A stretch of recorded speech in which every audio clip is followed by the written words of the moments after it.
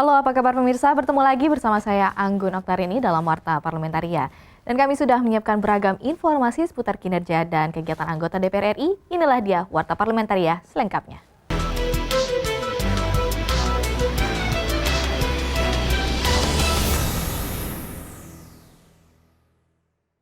Badan Keahlian DPR RI menggelar tanda tangani MOU terkait dengan rancangan Undang-Undang Energi Baru Terbarukan.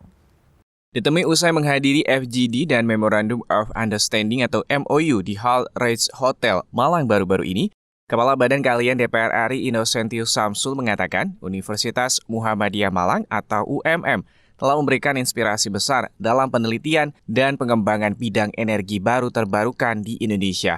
Mengajak memang agar sama-sama melakukan berbagai kegiatan yang arahnya untuk memperkuat dukungan keahlian di DPR. Nah, itu saya kira esensi dari MOU yang dilakukan oleh Badan Keahlian dengan Universitas Muhammadiyah Malang, dan saya tahu bahwa universitas ini juga sudah sangat kuat ya, resourcesnya banyak, profesornya juga banyak, bidang-bidang yang unggulannya juga banyak ya, sehingga saya pikir ke depan menurut saya penting untuk mereka juga diberikan ruang untuk bisa berkontribusi ya. Rektor Universitas Muhammadiyah Malang mengatakan rancangan Undang-Undang EBT menjadi salah satu rancangan undang-undang yang sudah lama ditunggu oleh masyarakat. Fauzan mengaku UMM sudah lama mengembangkan EBT terkait pembangkit listrik tenaga mikrohidro. Banyak hal yang harus bisa kita backup ya, kita backup dengan regulasi agar improvisasi eksekusi kita dalam kaitannya dengan pengembangan energi, khususnya energi baru terbarukan ini bisa smooth, bisa aman. Dari Malang, Jawa Timur, Habibie Mahabah, TVR Parlemen, melaporkan. Pengembangan perpustakaan digital diperlukan untuk memudahkan publik mengakses data parlemen. Namun, proses ini perlu sejalan dengan edukasi literasi digital agar publik tidak termakan informasi ataupun hoax. Sekretaris Jenderal DPR RI Indra Iskandar berharap layanan ini bisa memudahkan publik mengakses data-data parlemen, baik buku, jurnal, maupun laporan-laporan kinerja DPR RI untuk kebutuhan studi dan praktis. Literasi digital salah satu menjawab tantangan semacam itu ya. Siapapun publik, masyarakat, apalagi anggota DPR, bisa mengakses berbagai bahan-bahan kepustakaan, itu bisa dilakukan dimanapun gitu ya, dengan cara lebih simpel gitu ya. Mau di pantai, mau di mall, di rumah, di ruang kerja, bisa mengakses tanpa harus datang fisik gitu ya. Anggota DPR RI Putri Aneta Komarudin berharap perpustakaan DPR dapat meningkatkan kecepatan ketersediaan data sesuai dengan perkembangan zaman. Hanya karena beritanya populer, tadi sudah disampaikan beberapa narasumber juga, kita menganggap berita itu benar karena viral gitu. Padahal kan belum tentu, kita juga punya tugas untuk mengecek kebenarannya. Jadi ya sama-sama kita lebih bijak dalam bersosial media, menjadi contoh yang baik karena masyarakat kan sejatinya pasti mencontoh public figure, dan menurut saya anggota DPR dan lembaga DPR adalah salah satu contoh terbaik untuk melakukan edukasi itu dalam kehidupan kita sehari-hari. Putri Aneta Komarudin berpesan anggota DPR sebagai public figure dapat menjadi contoh untuk melakukan literasi digital pada publik untuk meningkatkan literasi digital. Dari Jakarta, Amita dan Kristio Handoko, TVR Parlemen, melaporkan. BURT DPR RI menilai pelayanan dan fasilitas rumah sakit provider Awal Bros Batam sudah mendukung keperluan peserta jam Kestama. BURT DPR RI berharap rumah sakit Awal Bros Batam bisa terus meningkatkan kinerjanya. Ditemui saat kunjungan kerja bersama dengan PT Asuransi Jasindo dan Rumah Sakit Provider Awal Bros Batam Kepulauan Riau, Ketua BURT DPR RI Agung Budi Santoso mengapresiasi kinerja Rumah Sakit Awal Bros Batam terkait dengan program Jam Kestama. Agung menilai fasilitas dan pelayanan Rumah Sakit Awal Bros Batam sudah cukup baik untuk menjamin kesehatan dan pengobatan bagi peserta Jam Kestama. Fasilitasnya sudah cukup baik, dokter-dokternya sudah cukup komplit ya, sehingga kami bisa menyarankan kepada anggota atau kunjungan kerja anggota yang ke Batam, kalau ada anggota yang bermasalah dengan kesehatannya bisa berobat di Rumah Sakit Awal Bros Batam ini, karena sudah cukup baik, cukup representatif. Sementara itu, anggota BURT DPR RI Chen Suilan mengatakan masih ada beberapa perbaikan yang harus dilakukan Rumah Sakit Awal Bros Batam terkait dengan program Jam Kestama. yaitu perlu adanya narahubung bagi peserta jam Kestama. Kita maunya sebenarnya pelayanan itu harus untuk semua, jangan hanya ada terkotak-kotak. Jadi waktu ke sana saya juga tidak menyebutkan siapa, tapi saya melihat. Karena itu saya sebutkan ada beberapa yang perlu perbaikan. Rumah Sakit Awal Bros Batam diharapkan bisa memberikan pelayanan terbaik kepada seluruh elemen masyarakat, khususnya bagi masyarakat Kota Batam. Dari Kota Batam, Kepulauan Riau, Vinita, TVR Parlemen melaporkan. Jangan kemana-mana pemirsa, karena kami masih memiliki banyak informasi lain dalam Warta Parlementaria. Di antaranya datang dari Lokakarya TV Parlemen dengan media lokal Bali diapresiasi setelah jeda berikut ini.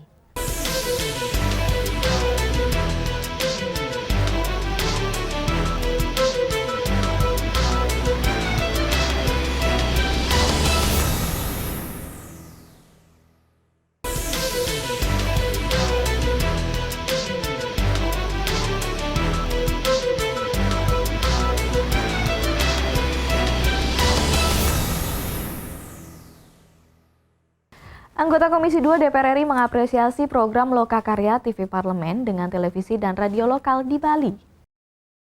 Bagus Adi Mahendra Putra mengungkapkan, Lokakarya dengan tema Sinergi TVR Parlemen dengan TV dan radio lokal dalam membangun pemahaman publik terhadap kinerja anggota DPR dapat mendorong akses informasi terkait kinerja DPR RI yang lebih besar kepada masyarakat. Yang jelas saya mengapresiasi kinerja dari TV Parlemen.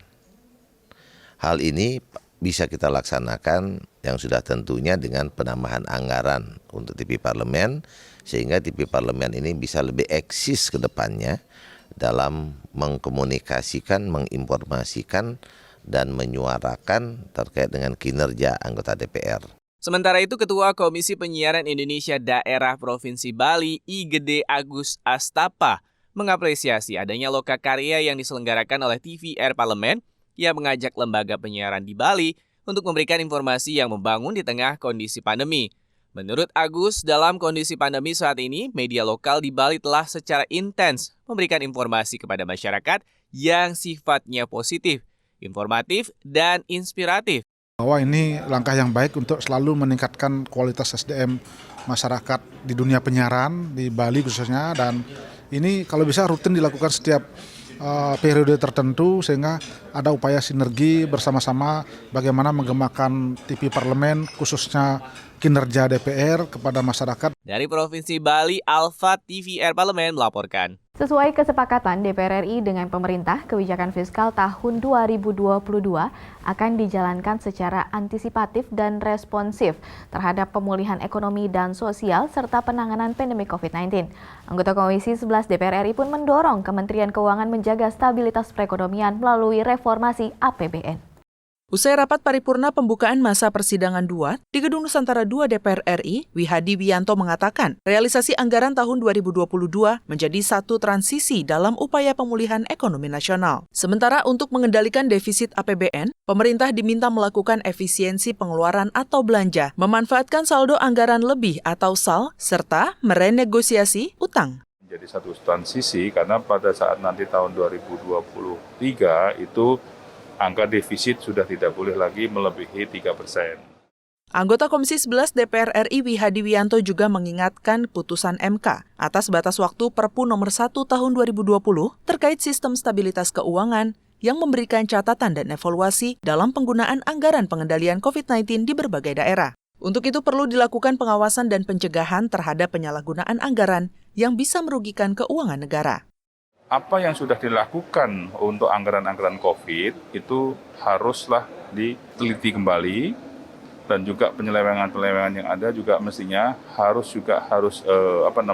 bisa ditelisik lagi. DPR RI meminta pemerintah mengelola fiskal tahun 2022 ke arah yang lebih sehat, berdaya tahan dan mampu mewujudkan kesejahteraan masyarakat. Ajib dan Aang, TVR Parlemen melaporkan. Dengan besarnya dampak pandemi COVID-19 terhadap perekonomian di Bali, anggota Komisi 11 DPR RI mendorong lembaga keuangan dan perbankan memperbanyak terobosan untuk memulihkan perekonomian di Bali. Dalam kunjungan kerja reses ke Bali, Heri Gunawan mengkritisi penyerapan APBD Bali yang baru mencapai 49%, yang seharusnya mencapai 90%. Pertumbuhan ekonomi Bali masih menjadi yang terendah dibandingkan pertumbuhan rata-rata berbagai daerah. Salah satu yang harus dimaksimalkan untuk menggenjot perekonomian adalah memaksimalkan penyaluran dana desa disertai pengawasan yang ketat. Diberikan atau restrukturisasi yang diberikan, kebijakan restrukturisasi yang diberikan oleh OJK kepada BPD-BPD yang ada di Provinsi Bali, ada pada BPD dan BPR yang ada di Provinsi Bali, agar turut menumbuh kembangkan usaha UMKM yang ada. Sementara itu, anggota Komisi 11 DPR RI Gusti Agung Rai meminta sektor perbankan memberikan kemudahan akses permodalan bagi masyarakat Bali agar perekonomian Bali terus bertumbuh dan membaik. Kalau yang sudah sekian tahun bekerja sama dengan salah satu bank, dibawa ke tempat lain tentunya ada suatu yang mengganjal gitu. Nah ini bagaimana menyiasati kawan-kawan di OJK ini untuk mendorong mereka, mendorong juga memberikan kemudahan-kemudahan untuk menambahkan permodalan. Data BPS mencatat, pada triwulan 2 tahun 2021, perekonomian Bali tumbuh negatif minus 3,73%. Dari Provinsi Bali, Akbar Prakoso, TVR Parlemen, melaporkan. Pemirsa, kami masih memiliki banyak informasi lain dalam Warta Parlementaria dan tetaplah bersama kami.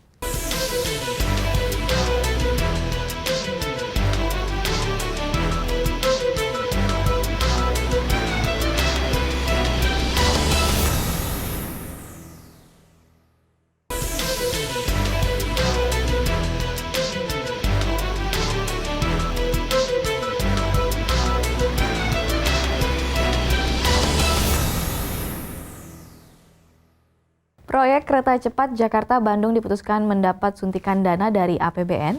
Anggota Komisi 6 DPR RI mengkritisi kebijakan pemerintah yang memberikan PMN untuk penyelesaian proyek tersebut. Usai rapat paripurna di Gedung DPR RI Jakarta, Toha mengingatkan di pengerjaan, pemerintah berjanji proyek kereta cepat Jakarta-Bandung tidak akan menggunakan APBN, melainkan dengan skema bisnis to bisnis, yaitu biaya investasi sepenuhnya berasal dari anggota konsorsium dan pinjaman dari Cina, serta dari penerbitan obligasi perusahaan. Cina selaku investor yang memenangkan proyek tersebut yang seharusnya bertanggung jawab menyelesaikan proyek tersebut, termasuk pendanaannya. Menteri BUMN atau Menteri Keuangan untuk menjelaskan kenapa ini bisa government to government atau government to business. Dulu seharusnya business to business, seharusnya pengusaha yang dari Cina yang bertanggung jawab untuk itu. Anggota Komisi 6 DPR RI Toha menduga ada perjanjian kerjasama yang diingkari investor proyek kereta cepat Jakarta-Bandung. Untuk itu, perlu dilakukannya audit lebih dulu sebelum mengucurkan APBN melalui skema PMN. Tapi kalau saya menilai, ini kalau kayak gini berarti kan nggak konsisten dari awal. Itu yang jadi tanda tanya kita bersama. Gitu. Pemerintah mengalokasikan 3,4 triliun rupiah untuk pembayaran kewajiban modal dasar dari konsorsium. Setoran modal awal menggunakan sisa lebih pembiayaan anggaran atau SILPA tahun 2021 dalam bentuk PMN kepada PT Kereta Api. Andri, TVR Parlemen, melaporkan. Menanggapi masih maraknya keberadaan pinjaman online atau pinjol yang telah merugikan dan meresahkan masyarakat, anggota Komisi 11 DPR RI menghimbau OJK lebih maksimal lagi dalam melakukan pengawasan dan pemberantasan pinjol ilegal yang sering melakukan penipuan dan intimidasi pada masyarakat korban tawaran pinjol. Di Gedung DPR RI Jakarta, Hendrawan Supratikno menegaskan instruksi dan arahan Presiden Jokowi mengenai pinjol ilegal harus direalisasikan secara nyata oleh seluruh pihak terkait. OJK diimbau melakukan sosialisasi dan edukasi yang lebih masif dan maksimal kepada masyarakat, terutama masyarakat ekonomi menengah ke bawah, mengenai bahaya dan dampak pinjol, sehingga masyarakat tidak mudah terpengaruh dan tertarik dengan tawaran pinjol. Jangan karena kebutuhan yang begitu mendesak, mereka menghilangkan rasionalitas. Ya, mereka harus selalu membandingkan alternatif yang tersedia. Karena ada kredit ultramikro, ya, ada koperasi simpan pinjam. Sementara, anggota Komisi 11 DPR RI Misbakun mengimbau pemerintah lebih banyak menggelontorkan bantuan dan insentif untuk UMKM di tengah pandemi COVID-19 yang dimanfaatkan pinjol, terutama pinjol ilegal, dengan menawarkan bantuan dana pada masyarakat. Komisi 11 DPR RI akan melakukan evaluasi dan meminta penjelasan OJK terkait keberadaan pinjol. Itu ada kredit usaha rakyat yang subsidi bunganya itu sangat besar diberikan oleh pemerintah. Dan nilai bunganya pun cuma 6% kalau pinjam KUR. Jadi jangan pinjam ke pinjaman online yang ilegal. Hingga 6 Oktober 2021, tercatat ada 106 penyelenggara atau aplikasi pinjaman online resmi di OJK. Rohim, TVR Parlemen, melaporkan.